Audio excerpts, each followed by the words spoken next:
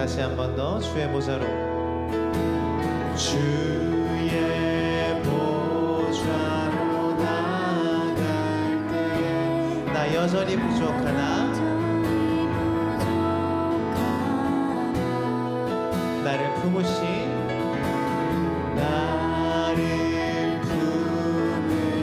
주의 그 사랑, 그것을 믿으며 가는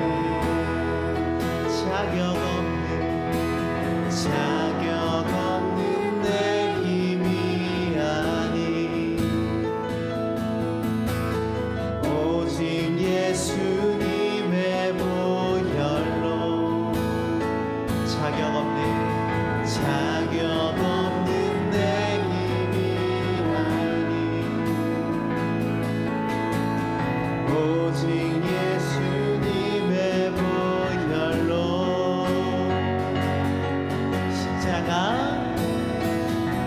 십자가의 보혈 완전하신 사랑 힘입어 나갑니다.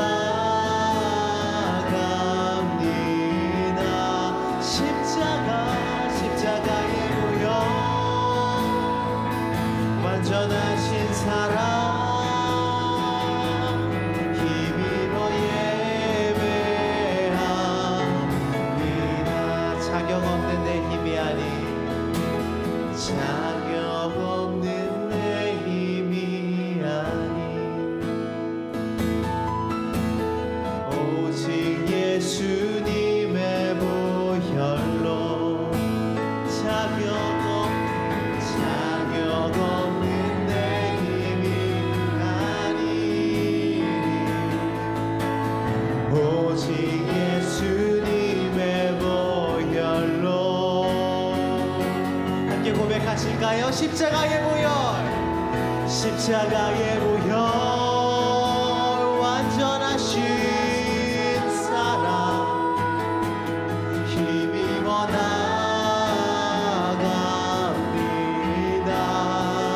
예수님의 보혈 완전하신 사랑 힘입어 예배한 십자가의 보혈 완전하신 사랑 힘입어 나갑니다. 십자가의 보혈 완전하신 사랑 힘입어 예배합니다.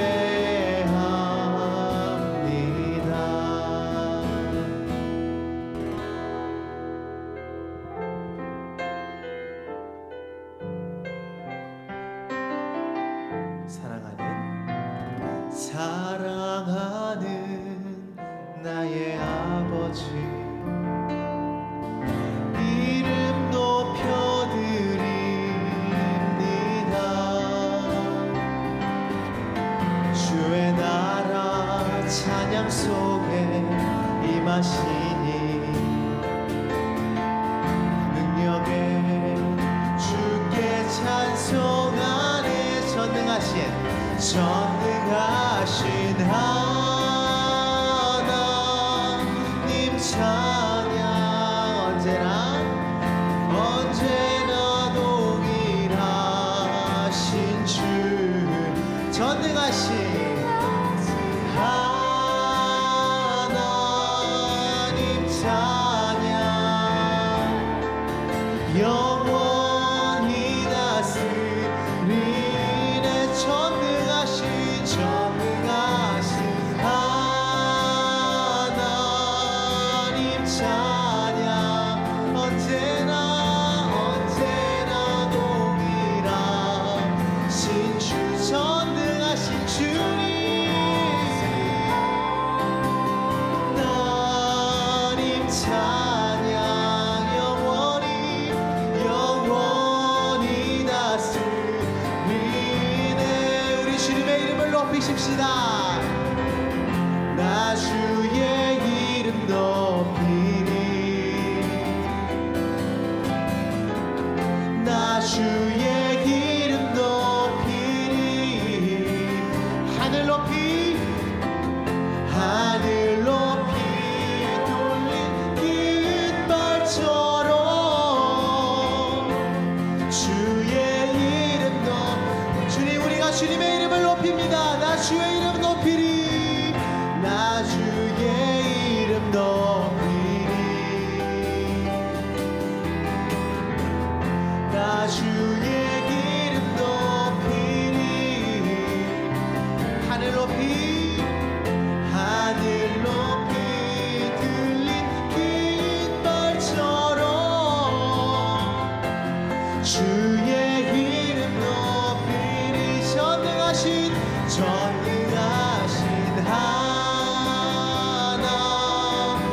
찬양. 언제나 동일하신 주. 전능하신 하나님 찬양. 영원히 다스리네.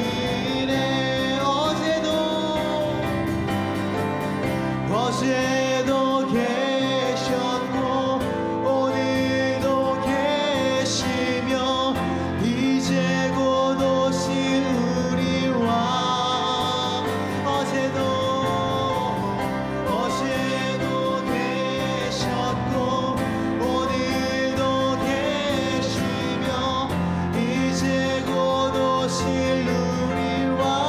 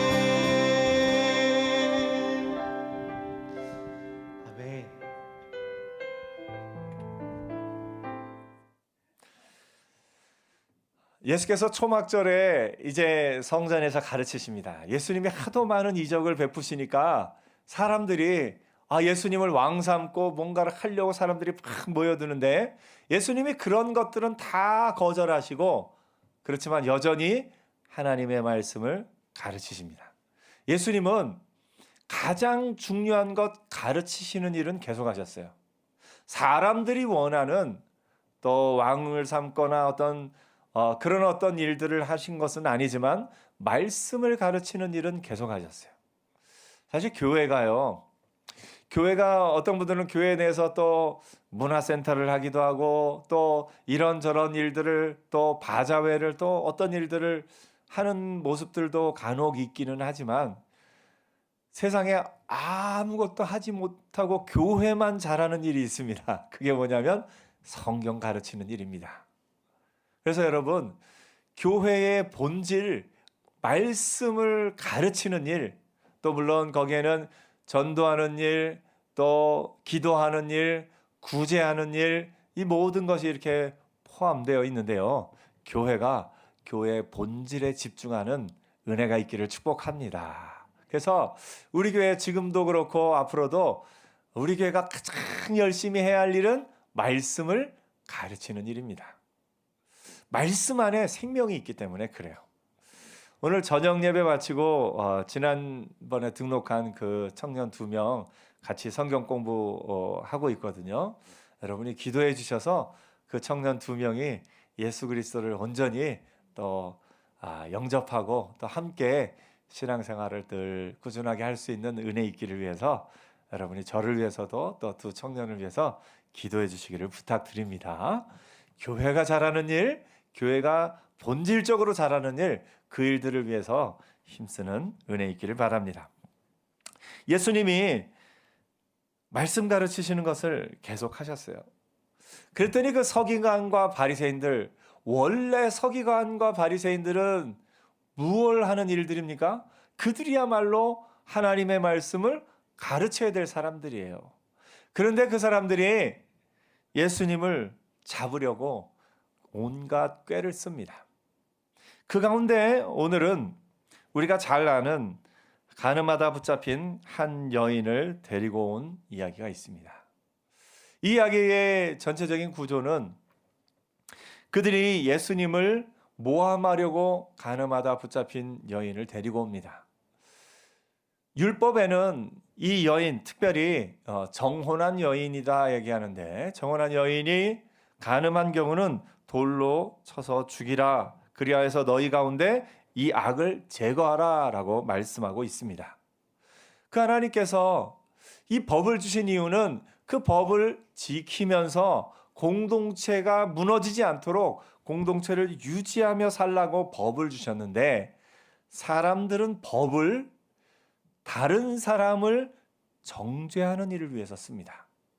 본래 법은 죄를 드러내고 죄를 멀리하기 위해서 법을 주셨는데, 사람들이 그 법을 다른 사람을 정죄하는 일을 위해서, 그러니까 죄를 그냥 이것은 죄입니다라고 지적하는 것, 그것은 어떻게 보면 있어야 될 일이에요. 이건 죄입니다. 근데 이 죄를 사람들이 정죄하는 거예요. 모세는 율법에 이러한 여자를 돌로 치라 명하였거니와 선생은 어떻게 말하겠나이까. 그들 마음에는 이미 정죄가 들어가 있는 겁니다. 더 나아가서 이 사람들은 이 과정을 통해서 예수님을 고발하려고 합니다. 당시에는 로마의 통치 아래에 있습니다. 예수님에게 이걸 물어봤을 때, 만약에 예수님이 그냥 그 여자를 돌로 치지 말아라 라고 말하면 뭐에 위반되는 겁니까? 율법에 위반되는 거예요. 그러면 성경을 가르치던 예수님의 권위를 완전히 땅에 떨어뜨릴 수 있는 그런 기회로서 이들이 이걸 사용한 겁니다. 반면에 돌로 쳐 죽이라, 율법에 명한 대로 행하라 라고 말하면 이건 로마법을 또 위반한 거예요. 왜냐하면 법을 재판하고 그 법을 또 이렇게 집행할 수 있는 권한은 로마에게만 당시 있었기 때문이죠. 이런 딜레마 속에 예수님에게 이 이야기를 질문합니다. 예수님이 가만히 몸을 굽히사 손가락으로 땅에 쓰십니다. 이때 예수님이 손가락으로 땅에 뭐라고 쓰셨을까요? 여러 가지 견해들이 있습니다. 학자들이 참 많은 견해들이 있는데 사실은 정답은 없습니다. 왜냐하면 이 성경에 분명히 나와 있지 않기 때문에 그렇죠. 근데 이런 말씀이 있어요. 예레미야 17장 13절에 보면 이스라엘의 소망이신 여호와여, 무릇 주를 버리는 자는 다 수치를 당할 것이라, 무릇 여호와를 떠나는 자는 흙의 기록이 되오리니 이는 생수의 근원이신 여호와를 버림이니이다. 여호와를 버린 사람들의 이름을 이렇게 흙에 기록된다라는 예언의 말씀이 있어요. 그래서 아마 이 말씀을 또 기록하셨다라고 생각하는 그런 학자들도 있습니다. 또한 다른 본문에는 또 신명기 17장 5절에는 이런 말씀이 있어요. 너는 그 악을 행한 남자나 여자를 내 성문으로 끌어내어 그 남자나 여자를 돌로 쳐 죽이되 죽일 자를 두 사람이나 세 사람의 증언으로 죽일 것이요 한 사람의 증언으로는 죽이지 말 것이며, 이런 자를 죽이기 위하여 증인이 먼저 그에게 손을 댄 후에 뭇백성이 손을 댈지니라. 너는 이와 같이 하여 너희 중에 악을 제할지니라. 무슨 말씀입니까? 이 율법을 집행할 때 누가 먼저 시작을 해야 됩니까? 증인이 먼저 시작을 해야 돼요. 그러니까 지금 이걸 고발한 사람은 누구예요? 바리새인과 서기관들이에요. 만약에 예수님이 이 신명기 17장 5절 말씀을 쓰셨으면 제일 먼저 돌을 누가 들어야 되나요? 바리새인 서기관들이 들어야 돼요. 이 사람들이 난감한 거예요. 그리고 그 증인이 먼저 돌을 던지지 않으면 딴 사람은 시작할 수가 없어요. 그렇기 때문에 어떤 학자들은 예수님이 바로 율법에 분명한 이 말씀을 쓰지 않았을까 생각하기도 합니다. 하지만 중요한 것은 예수님이 무엇을 썼느냐라는 것보다 이 본문은 예수님이 하신 말씀을 기록하고 있습니다. 예수님이 손가락으로 땅에 막 쓰고 계시니까 그들이 묻기를 맞이하는지라 일어나 이르시되 너희 중에 죄 없는 자가 먼저 돌로 치라. 이 이야기의 핵심은 뭐냐면 너희가 이 여인을 정죄하느냐? 심판할 분은 하나님밖에 없다. 오늘날 많은 사람들이 정죄하는 세상에서 살아가요. 죄를 지적하는 것 넘어서서 그 죄에 대한 그런 어떤 판결까지도 포함한 정죄가 우리 마음에 있습니다. 이 세상에서는 정죄하는 세상 가운데 우리가 살아가고 있어요. 우리가 객관적으로 잘못된 것을 말하는 것 자체는 듣고 고치면 돼요. 근데 그 말에 정죄가 들어가면 사람들이 이게 이제 마음이 상합니다.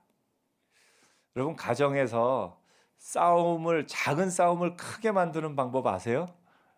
예, 작은 싸움을 크게 만드는 방법인데 그게 뭐냐면 언제나 항상 매일 그런 말들이 들어가면 싸움이 커집니다. 왜 그런지 아세요? 보세요.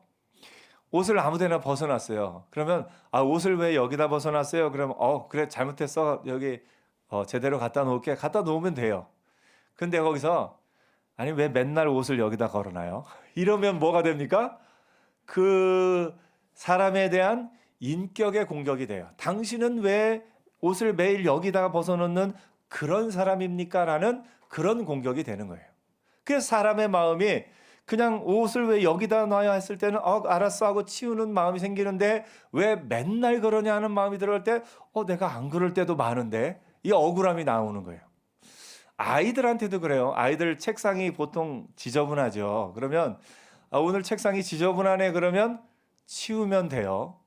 근데 아이들한테 보통 엄마들이 말할 때 그냥 오늘 책상이 지저분하네 이렇게 객관적으로 얘기 안 합니다.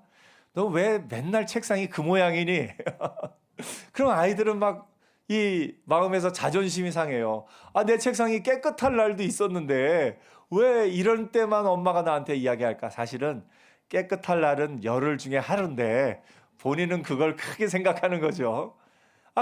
그런데 똑같은 말이라도 거기도 항상 매일 이런 말이 들어가면 인격에 대한 공격이 되기 때문에 그렇습니다. 그래서 이 세상에서 우리가 죄를 지적하는 것, 이건 잘못된 것을 지적하는 건 있을 수 있어요. 그런데 잘못된 것을 단순히 지적하는 걸 넘어서 항상 거기에는 이 정죄가 많이 따라갑니다. 정죄가 따라가면 우리는 그것을 참 견디기 힘듭니다. 때로 우리가 내가 정죄받는 게 싫어서 오히려 다른 사람을 더 크게 정죄하기도 합니다. 누군가 나에게 공격해 오는 게 싫어서 내가 먼저 선제 공격을 하는 거죠. 또 하나는 다른 사람을 정죄하고 나면 내가 좀 마음이 편해지는 것도 있습니다. 저 사람은 나쁜 사람이야 라고 그 사람에 대해서 깎아내리고 나면 나는 그래도 저 사람보다는 좀 나아 이런 마음이 들 수 있습니다. 사람들이 2명, 3명 모이면 다른 사람 이야기를 하기 쉬운데 다른 사람의 이야기를 하는 가운데 좋은 이야기를 더 많이 합니까? 안 좋은 이야기를 더 많이 합니까? 물론 이 자리에 계신 여러분들은 좋은 이야기를 더 많이 하시는 줄 믿습니다. 그런데 사람들이 모이면 가끔 다른 사람의 안 좋은 이야기를 많이 합니다. 왜 그렇습니까? 그 사람을 정죄하고 나면 나는 그렇지 않아 이런 마음이 좀 들기 때문에 그런 것 같습니다. 우리가 오늘날 뉴스에서 또는 여러 사람들이 하는 이야기를 보면 사회가 점점 서로가 서로를 정죄하는 것만 심해지는 사회 속에 우리가 살아가고 있습니다. 더 심하게 정죄하고 더 상대방을 깎아내려야 내가 높아진다는 그런 생각이 있는 것 같습니다. 내가 올바르게 행하고 내가 올바른 일을 행함으로 말미암아 나의 의의를 증명하기보다는 내 상대방의 사람을 깎아내림으로써 내가 옳다는 것을 증명하려는 그런 모습이 우리 사회 가운데 많이 나타나고 있습니다. 참 안타까운 모습이죠. 부부싸움도 그렇습니다. 부부싸움의 기본은 뭐냐면, 싸우는 이유는 뭡니까? 내가 맞고 당신이 틀렸어. 이게 싸우는 이유예요. 근데 내가 맞고 당신이 틀렸어를 증명하려고 당신의 그런 어떤 연약함을 계속 공격하다 보면 서로의 마음에 상처만 남고 이 싸움은 끝이 안 납니다. 그 싸움이 상처로 남으면 다음번에 두고 보자. 자, 당신 실수만 해봐. 내가 가만 안 있을 거야. 하면서 서로가 서로를 정죄하는 건 할수록 더 좋아지는 예는 없습니다. 정죄는요, 할수록 더 좋아진 사회를 만드는 것이 아니라 정죄가 심해질수록 공격성만 더하고 분열과 아픔만 더 많이 남는 것을 보게 됩니다.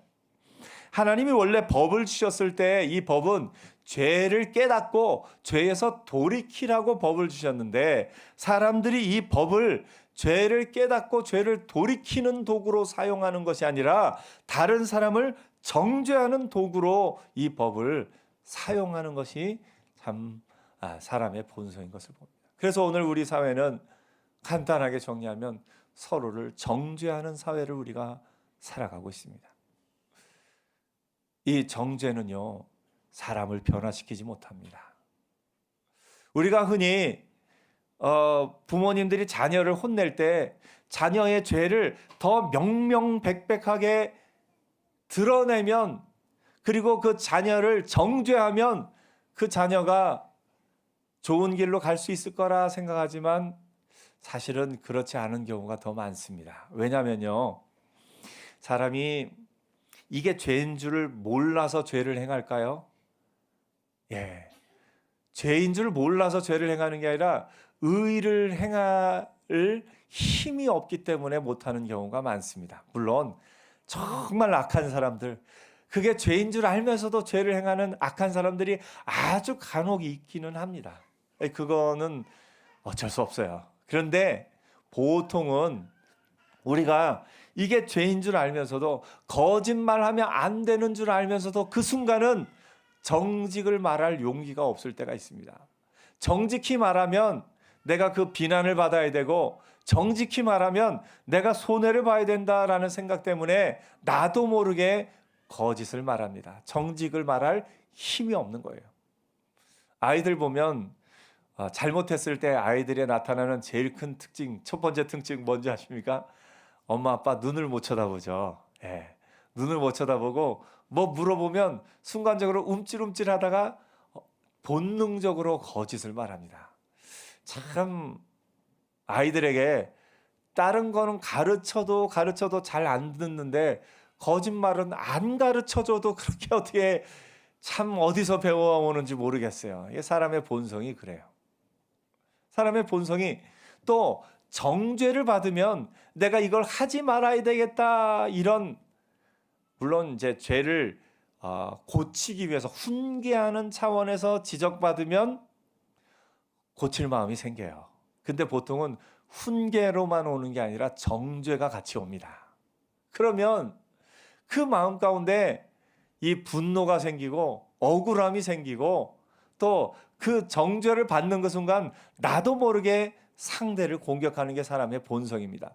당신은, 엄마는, 아빠는 하면서 아이들 마음 가운데나 사람의 마음 가운데는 항상 정죄를 받으면 상대를 공격하는 마음이 나타나기가 쉽습니다.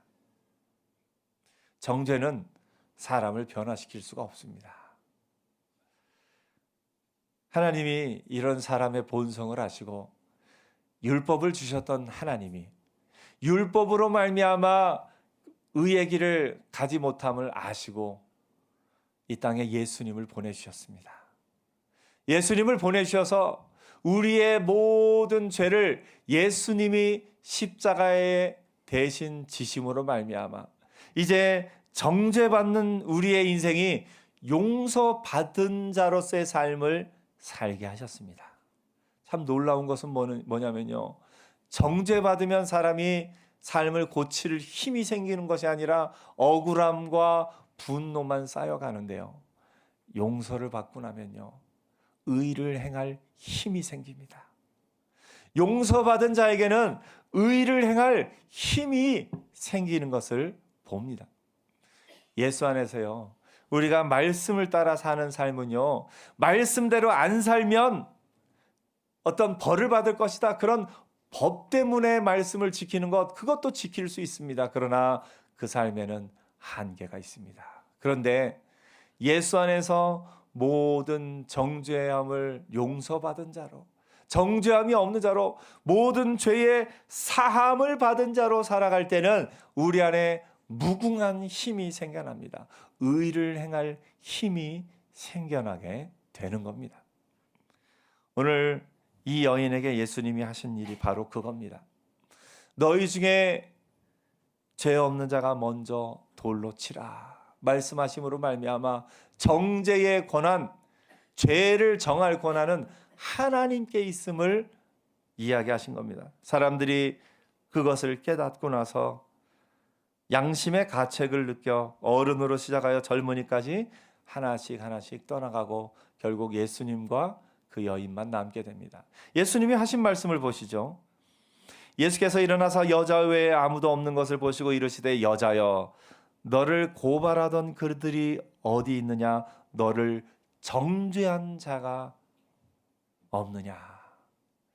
그러니까 여인을 정죄하던 그 사람들을 정죄하지 못하게 하신 겁니다. 대답하되 주여 없나이다.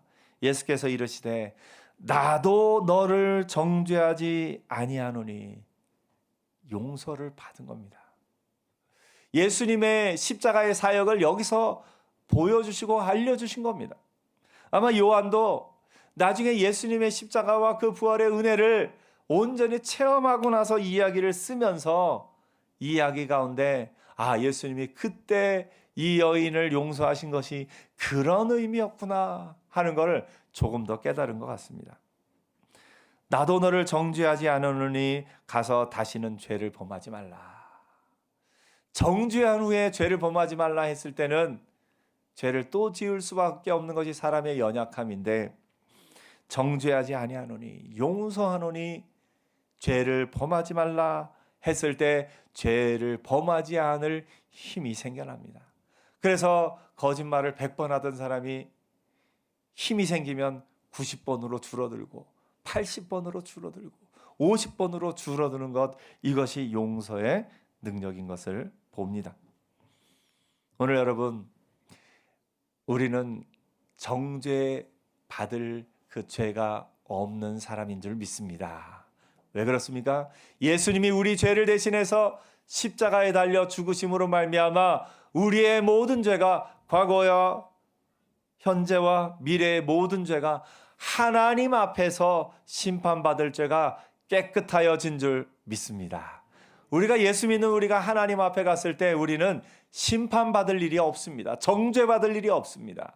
그러므로 심판받을 일이 없는 자로, 정죄함 받을 일이 없는 자로 사는 우리에게 의를 행할 힘이 생겨나기 시작합니다. 내 힘이 아니라 용서받은 자의 그 기쁨을 아는 만큼, 용서받은 자의 그 은혜가 얼마나 큰지를 아는 만큼 우리 안에 힘이 생기는 거예요. 사람이요, 마음에 힘이 있어야 의를 행할 수가 있습니다. 마음에 힘이 있어야 그 일들을 행할 수가 있습니다. 예수 안에 그 능력이 있는 줄 믿습니다.